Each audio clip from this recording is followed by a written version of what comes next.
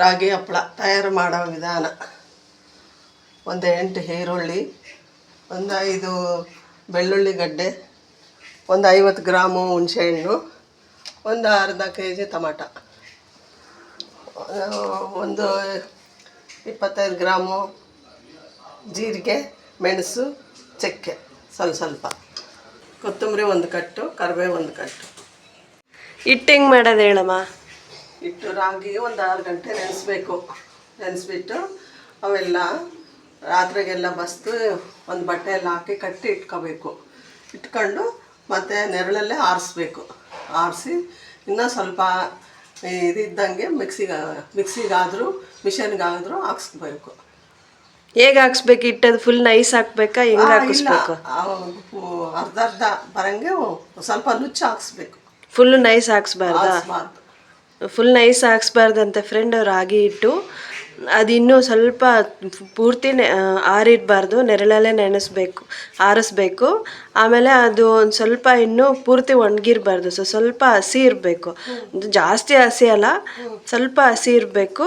ಆಮೇಲೆ ಅದನ್ನು ಮಿಷನಿಗೆ ಹಾಕಿಸ್ಕೊಂಬರ್ಬೇಕು. Full nice ಅಲ್ಲ, ಸ್ವಲ್ಪ ನುಚ್ಚಾಗಿ ಹಾಕಿಸ್ಕೊಂಡು ಬಂದು ಅದನ್ನು ಜರಡಿ ಮಾಡಬೇಕಲ್ಲಮ್ಮ? ಹೌದಮ್ಮ. ಎಷ್ಟಮ್ಮ ಖಾರದ ಪುಡಿ ಎಷ್ಟು ಹಾಕ್ಬೇಕೀಗ ಅದಕ್ಕೆ? ಖಾರದ ಪುಡಿ ಒಂದು 25 ಗ್ರಾಮ್ ಖಾರದ ಪುಡಿ. ಇದರಲ್ಲಿ 1/4 kg ಸಬ್ಬಕ್ಕಿ, 1/4 kg ಅವಲಕ್ಕಿ ಹಾಕಿದ್ದೀನಿ.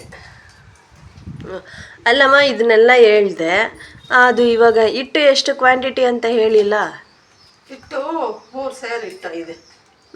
ಅದನ್ನು ಅಳತೆ ಮಾಡ್ಕೊಳೋದು ಹೆಂಗೆ? ಯಾವ ಥರ? ಇದನ್ನೆಲ್ಲ ಮಸಾಲೆ ಎಲ್ಲ, ನೀರು ಹಿಟ್ಟು ಇದ್ರ ತುಂಬ ಇಟ್ಟಿದ್ರೆ 1 ಕಪ್ ಆದರೂ 1 ಬೌಲ್ ಇಟ್ಟಿದ್ರೆ, 1 ಬೌಲ್ ಇಟ್ಟಿದ್ರೆ 1 ಬೌಲ್ ತುಂಬ ಹುಣಸೆ ಹಣ್ಣಿನ ರಸ, ನೀರು ಇದ್ರೆಲ್ಲ ಹಾಕ್ಬೇಕು. ಇದ್ರಲ್ಲಿ ಮಸಾಲೆ ಎಲ್ಲ ನೀರು ಬೇರೆ ಮಸಾಲೆ ಯಾವುದು ನೀರು ಹಾಕಿರಲ್ಲ, ಎಲ್ಲ ಗಟ್ಟಿಗೆ ರುಬ್ಬಿರ್ತೀವಿ.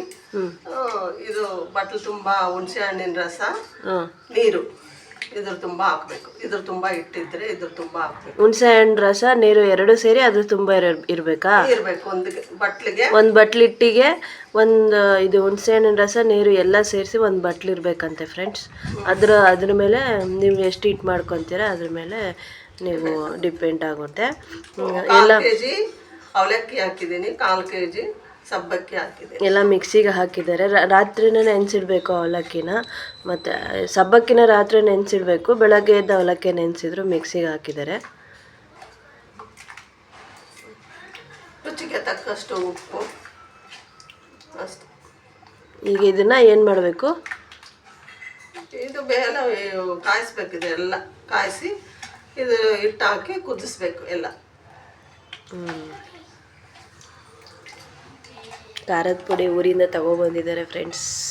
ಮನೆಯಲ್ಲೇ ಎಲ್ಲ ಮಾಡ್ತಾರೆ, ಏನು ನಾನು ಡಬ್ಬಿಗೆ ಹಾಕಿಡಬೇಕು.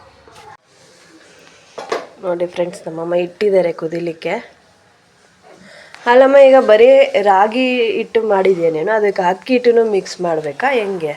ಅಕ್ಕಿ ನಮಗೆ ಇಷ್ಟ ಆದರೆ ಅಕ್ಕಿ ಹಿಟ್ಟು ಒಂದು 3 ಸೇರು ರಾಗಿ ಹಿಟ್ಟಿಗೆ 1-2 ಸೇರು ಅಕ್ಕಿ ನೆನೆ ಹಾಕಿ ಅದು ಮಿಷನ್ಗೆ ಹಾಕಿ, ಅದು ಅಕ್ಕಿನೂ ನೆರಳಲ್ಲಿ ನೆನೆಬೇಕಾ ಅಥವಾ ಬಿಸಿಲಲ್ಲಿ ಆರಿದ್ರು ಸರಿ? ಅದು ಅಕ್ಕಿ ಬಿಸಿಲಲ್ಲೇ ಒಣಗಬೇಕಲ್ವಾ? ರಾಗಿ ಮಾತ್ರ ನೆರಳಲ್ಲೇ ಒಣಗಬೇಕು. ನೋಡಿ ಫ್ರೆಂಡ್ಸ್, ಇದು ಕುದಿಬೇಕು. ಕುದ್ದಾದ್ಮೇಲೆ ಹಿಟ್ಟು ಹಾಕಿ ಮಾಡಬೇಕು. ತೋರಿಸ್ತೀನಿ, ಚೆನ್ನಾಗಿ ಕುದಿ ಬರಬೇಕು. ಇದೇನಮ್ಮ, ಇನ್ನು ಕರಿಬೇವು ಇದು ಜೀರಿಗೆ ಪೌಡ್ರ್ ಹಾಕಿಲ್ಲ? ಇದೆಲ್ಲ ಸ್ವಲ್ಪ ಕುದಿದ್ಮೇಲೆ ಹಿಟ್ಟು ಹಾಕಿ ಮತ್ತೆ ಮೇಲೆ ಹಾಕಿದರೆ ಎಲ್ಲ ವಾಸನೆ ಚೆನ್ನಾಗಿ ಬರುತ್ತೆ, ರೆಸಿಪಿ ಚೆನ್ನಾಗಿರುತ್ತೆ ಅಂತ ಮೇಲೆ ಹಾಕ್ತೀನಿ. ಬಾಯ್ಲ್ ಆಗ್ತಾ ಇದೆ, ಇನ್ನೂ ಆಗಬೇಕು ಫ್ರೆಂಡ್ ಚೆನ್ನಾಗಿ. ಈಗ ಸಬ್ಬಕ್ಕಿ ಹಾಕ್ತಾ ಇದ್ದಾರೆ ನೋಡಿ. ಮೊದಲು ಅವಲಕ್ಕಿ ಹಾಕಿದ್ದಾ? ಫಸ್ಟ್ ಅವಲಕ್ಕಿ ಹಾಕಿದ್ದೀನಿ, ಈಗ ಸಬ್ಬಕ್ಕಿ ಹಾಕ್ತಾ ಇದ್ದೀನಿ. ಈಗ ಸಬ್ಬಕ್ಕಿ ಹಾಕ್ತಾ ಇದ್ದಾರೆ.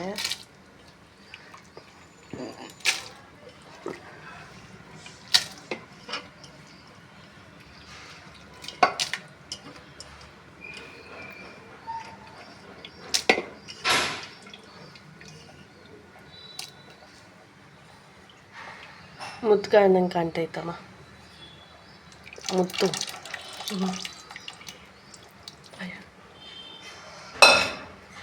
ನೀರು ಹಾಕ್ತಲ್ಲಮ್ಮ ಅದರಲ್ಲಿ? ಸ್ವಲ್ಪ ಇತ್ತು, ಹಾಕಿದ್ದೀವಿ.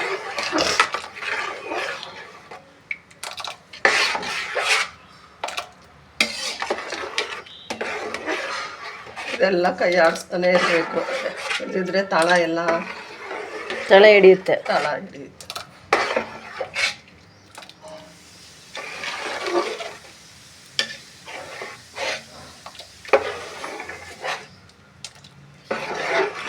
ಅದು ಮಿಕ್ಸಿಗೆ ಹಾಕ್ತಾರಲ್ಲಮ್ಮ ಸಬ್ಬಕ್ಕಿ, ನೀನು ಹಂಗೆ ಇಲ್ಲ ಹಂಗೆ ಹಾಕೋದು.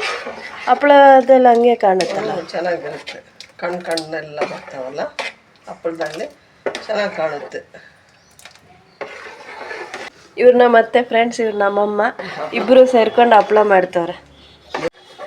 ನಮ್ಮ ಅತ್ತೆಗೆ ಕನ್ನಡ ಬರಲ್ಲ ಫ್ರೆಂಡ್, ಅದು ತೆಲುಗಲ್ಲಿ ಮಾತಾಡ್ತಾರೆ. ನಮ್ಮಮ್ಮಂಗೆ ಕನ್ನಡನೂ ಬರುತ್ತೆ.